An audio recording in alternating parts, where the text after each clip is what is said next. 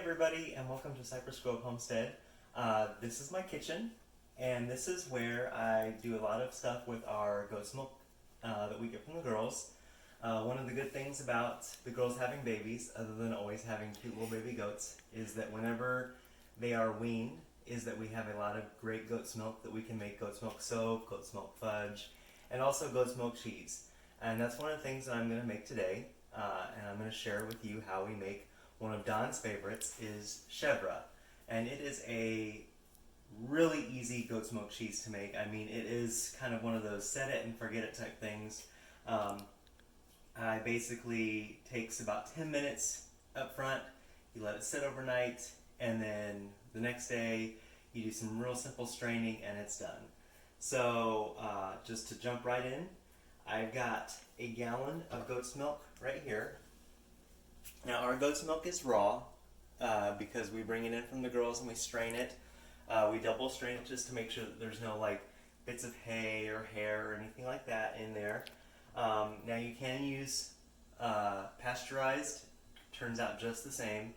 You can get it at your grocery store, or if you know somebody who has goats, I'm sure that they'd be willing to sell you some for animal consumption only, because technically we're not allowed to sell raw goat's milk for human consumption, but we're allowed to sell it for animal consumption. Then the next thing you will need is a culture. We get ours from cheesemaking.com, and they sell it. It's for particular Chevre. It's got all the ingredients, or all the steps right here. It's pretty foolproof. They even give you in little packets right here. And I'll even read you the directions. Heat 1 gallon of pasteurized, we use unpasteurized, turns out the same, goat's milk to 86 degrees Fahrenheit, add 1 packet, let it rehydrate for 2 minutes, stir to dissolve, cover it and let it sit at 72 degrees Fahrenheit or room temperature for 12 hours until it thickens. Ladle the curd gently into butter muslin lined colander. We use a dishcloth. I mean, really, it couldn't get easier. Hang and let drain for 4 to 8 hours, 4 to 8, not 48, or until you reach the desired consistency. Sometimes I have forgotten and let it sit for like almost 24 hours, and it comes out like a Greek-style yogurt, like super thick, which is how Don likes it. Then you refrigerate it, and it's all set. You can salt it, not salt it. However, Don likes it salted. If you want to make it like a sweet to go with like cranberries, then you can do it that way. But jumping ahead of myself, first thing you do, each one of these jars is a half gallon. So I take it and I pour it in here. Now I've sterilized this with boiling water, and I've got my water here simmering, because when you're working with raw goat's milk, you have to be extra careful, because since it's not pasteurized, it has all the good bacteria, but it can also potentially have any bad bacteria that's gotten in there. But typically, the good bacteria outweighs the bad. So as long as you handle it properly, keep it at the proper temperatures for storage, you'll be fine. But, disclaimer, if you are pregnant or if you have a compromised immune system, definitely consult a doctor, your OBGYN, whatever, before consuming anything that contains raw milk, whether it's raw milk products or raw milk cheese, because there are some inherent dangers that can come along with it. Although they may be slight risks, they're not risks that you may want to take. So talk to your doctor. I'm going to put these over here, because I'll take care of these later. And then I'm going to go ahead and heat this up, because I got these out of the microwave, or the refrigerator. I'm going to heat this up to 86 degrees, and then we'll be right back. Okay, so we've been heating the milk, and I've been testing it with my little thermometer here. And after every test, I go ahead and dip it into the almost boiling water just to sanitize it, because like I said, when you're dealing with the raw milk, you want to be very sanitary. Then after that, I use my clean dish towel and dry it off. And then I went ahead and took it off because I know that we're almost there. And we're at 87. And it said 86. 87's fine. I've gotten it as high up as 90 before. It's totally fine. Basically, it's like dealing with yeast. As long as you don't get it too hot that you're going to kill the culture, you're totally fine. You just don't want it to be too hot, like I said, that it kills the culture, and you don't want it too cold, because if it's too cold, it's not going to activate it, just like with yeast. Basically, if you've ever made bread and you've dealt with yeast, it's very similar. Now, these little packets right here, like I said, each one is measured out, so you're going to open it up, and if Don wants to come over here and look inside, it's just a very fine little white powder. And what you do is you sprinkle it. You can barely see it, but you sprinkle it on top, all around, and then it says you just let it rehydrate for a couple minutes. So I do that. I put this away, and I usually just use this time to clean up my thermometer and put it away. Throw away my trash. Wipe up any milk spills I might have gotten anywhere. Make sure my burners are all off. Have a drink of coffee. In my fancy Cypress Grove Baby Goats of 2019 cup. Last year's group. And then by that time, this is done. And then you basically just, they always say, for some reason, that you want to stir cheese cultures up and down and not in a swirly motion. I don't know if that's like some mumbo jumbo cheese voodoo magic or whatever. I've done both ways like this too, and it turns out fine. Don't tell. But any way you want to stir it, just don't stir it counterclockwise. Superstitious. Just kidding. It's fine. Just like that. Just make sure you stir it all around really good. You don't want any stuck on the sides. And then make sure you get it all off your spoon. And then you want to cover it. And then just set it someplace out of the way in your kitchen. And just tuck it away with your tea towel for the night. And then I will leave it there for 24 hours. Like I said, it says 12 hours. I'll check it tonight and see if it's ready. Sometimes it is, sometimes it isn't. It depends upon how warm it is in the house or how cool it is in the house. If it is, then we'll shoot the rest of the video tonight. And if it's not, then we'll shoot the rest of the video tomorrow. But really quickly, like I was saying, a lot of our cheese stuff we get at cheesemaking.com. I want to do this before I forget, because I'm going to put this back in the freezer. We keep all of our cheese cultures in the freezer because it makes them last longer. But if you are interested in any kind of cheese making supplies, we get almost all of our cheese making cultures and supplies from cheesemaking.com. It's New England Cheese Making Supply Company, and it's a really great resource, especially if you're new at cheese making. They have kits where if you want to make like mozzarella cheese, which I'm planning on maybe making a goat cheese mozzarella video, so stay tuned to that. Check out our YouTube channel, which if you're watching this video, you're probably on our YouTube channel, so like this video and subscribe. Share with your friends. And you'll get notifications. But this is a great resource for cheese making stuff. They have books, they have all kinds of stuff, so check them out. They're really good. I'm going to put this in the freezer. I'm going to go ahead and clean up the kitchen, and then we'll see you back for the second half of this video. Hey everybody, and welcome back. So today is actually the next day. We did all the cheese making and everything yesterday, and like I said, I let it sit overnight. Checked it last night before bed, and it wasn't quite ready, so today is actually Friday. So yesterday was Thursday. We're going to pull out the cheese, and we're going to actually look at it for the first time so we can see. We kept it nice and warm. You can see from the condensation on the lid. We'll take this off, and you can see because we've got all this clear liquid on top, that's actually the way. Let me get a spoon over here, and then actually I'll use some of my spoons that I've got over here, my wooden spoons. So you can see whenever I move the liquid, the cheese is actually down under, and that's what you want. because in that packet there was not only the culture for the flavor of the cheese, which makes it that tart.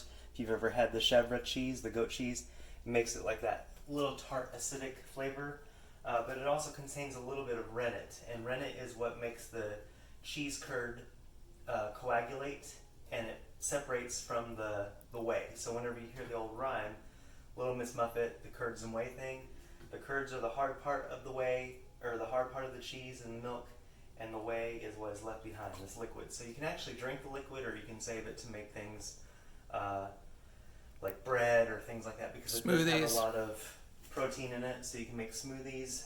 We either feed it to our chickens. The chickens love it. We also have a septic tank here instead of being on the city sewer systems. So sometimes we'll pour it down the septic tank because it also rejuvenates our septic tank with good bacteria to help keep everything working. So now our next step is I take my big bowl here, and I take a little bowl, and I put my colander in, and then I take my tea towel, like I said, and then I just line the colander with it.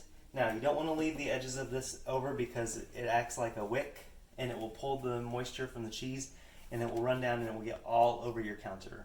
Don't ask me how I know this. So what you want to do is you want to tuck all this in down inside of the bowl that you're saving. Okay, and I'll pull this over here so I don't drip all over the place. And what I'm going to do actually is I'm going to pour some of this down in just to wet the towel, and then I'm going to go get another bowl, so just bear with me. I'm going to come over here and get another bowl to go ahead, since I can separate a lot of the whey right off the bat because it's up on top. I'm going to go ahead and do that, so that way I can take it right out to the chickens and I don't have to wait and separate it from the cheese. So I will go ahead and just pour it right in this big bowl here before I start scooping the cheese out.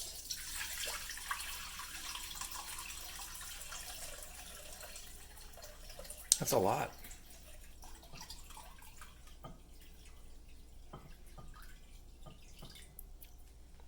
So as you can see, it leaves quite a bit of the cheese solids in there. Save this right here.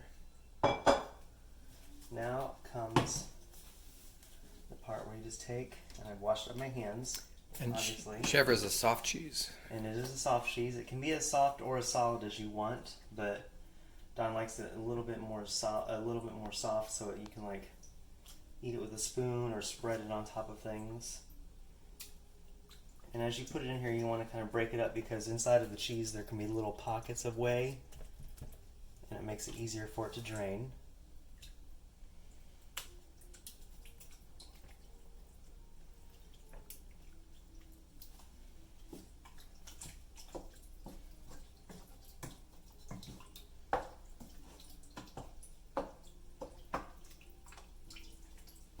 So as you can see, once I break all this up, there's still quite a bit of liquid, which is the whey, left in here. So I'll just do it like this. I try not to let it splash too much because it gets everywhere.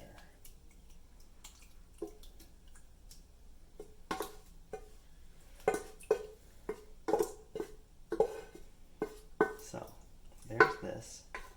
And as you can see, for this size colander, which was like a $2 or $3 colander I got from Target, the 1 gallon recipe works great. It's just enough. So there's that. Now what I typically do is I go ahead and, since I've already got this dirty, I go ahead and cover it up just to keep any dust or anything from getting into the cheese. And then I just set it, move this out of the way. And I'll go ahead and set it back on the counter because I let this drain for another, 6 to 8 hours. Again, like I said, that's kind of preference. If you like it a little bit more runny, spreadable, if you want to spread it on top of toast or bread or crackers, you can do it for less. If you like it really solid, like if you've ever been to the stores, you see some kind of like artisan Chevre, they'll take and they'll make it really hard and they'll roll it in like herbs, or they'll roll it in fruit. Sometimes they'll roll it in like cranberries, dried cranberries. they'll mix it with sugar instead of salt, and then they'll roll it in cranberries. You can do that. That's all things that we'll cover whenever we get to the point where I add the salt or the stuff to it, which will be the next step. So we're going to let this drain, and then whenever we come back, we'll take care of the final steps of salting it and storing it. So we'll see you then. Okay everyone, so we're back for the final step on the cheese making. This has been sitting for well over 12 hours now, and as I said, I keep it covered just to make certain there's no dust or anything that gets in. And this is what it looks like. Here is the whey that has been draining off of it, so there's quite a lot of whey. And what I've done is I just drain it off, because if I left it in here, it gets up so far that it just stops draining, because the cheese ends up sitting in its own whey and it stops draining. So what I do is I periodically drain it off so that way it stays nice and dry. So I just take this and I set it aside, like I said, because we will either use it to make smoothies. I have made a batch of soap with it before, it turns out just fine. Now comes the fun part. So what we do is, let me get a plate.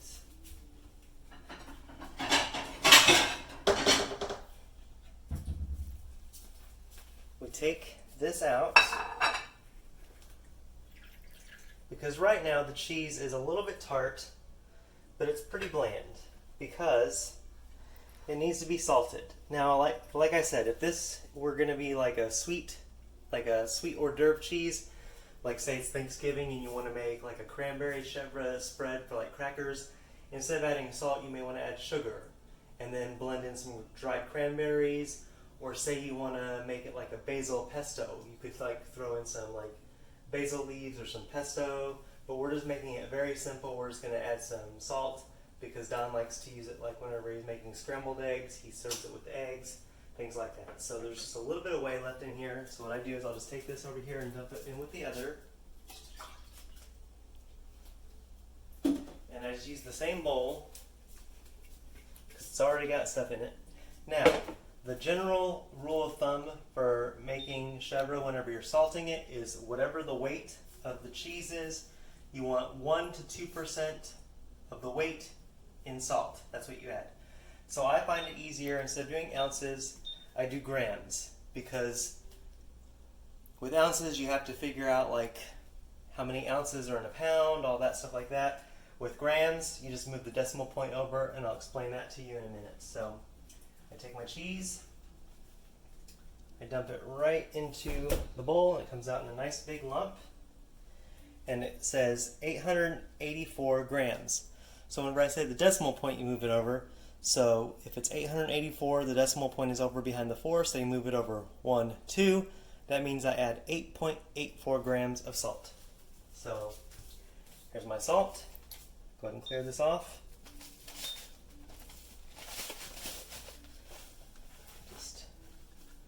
Start adding. So 8.84, I'll go ahead and say 9. There we go. And I got my spoon. Bring it here to the counter.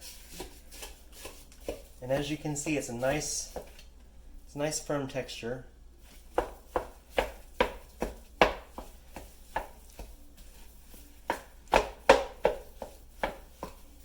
Mix the salt in, and the salt will help preserve it too. The salt is a good little bit of preservative. Now this does have to be kept in the refrigerator. I know some cheeses, well, I think most cheeses have to be kept in the refrigerator, but some don't have to be kept as cold. Because this is a raw goat's milk cheese, it has to be kept at least 41 degrees, if not cooler. Our refrigerator, I think, is set at 36 degrees, so that'll keep it from molding or going bad or anything like that. Now also at this point I have added like Italian seasoning. Don does like it with Italian seasoning too, but like I said, we're just making a plain batch today.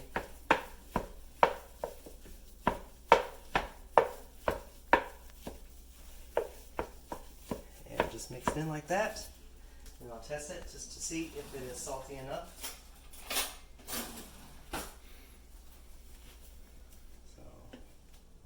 Here. Perfect. Just a touch of that acidic, the tart from the cheese, the salt, really creamy. You could spread it if you want. So I'm going to get our container down. We keep it in these little kojis. We found these on sale at Target, like what a steal for like $5 or something like that. And I also, while I'm up here, I'm not going to do it, but we found all these fun little cheese molds on sale at cheesemaking.com, the same place that I got the culture. And so what some people will do is they take and they'll fill their molds like this with the Chevre, and they pack it in there nice and tight, like that. And then whenever they get ready to serve it, they'll take their little plate here, they'll turn it out. That's probably not going to work for me, but here we go. And there you go. And then they put it out with crackers, and it's all set. So it's really basic, like you said. I mean, it's been a lot of waiting around. That's the biggest part of this recipe. But I mean, if you go back and look at this video, it's maybe like 10 or 15 minutes of actual work time. The rest of it's just setting it on the counter and letting the culture do its work and letting it drain. So it really couldn't be an easier cheese. So it's probably one of the easiest cheeses I would recommend starting with. If you want to try this at home, go out and get some goat's milk from the grocery store, or if you know somebody that has goats, I'm sure they'd be happy to, give you or sell you some goat's milk for your pets.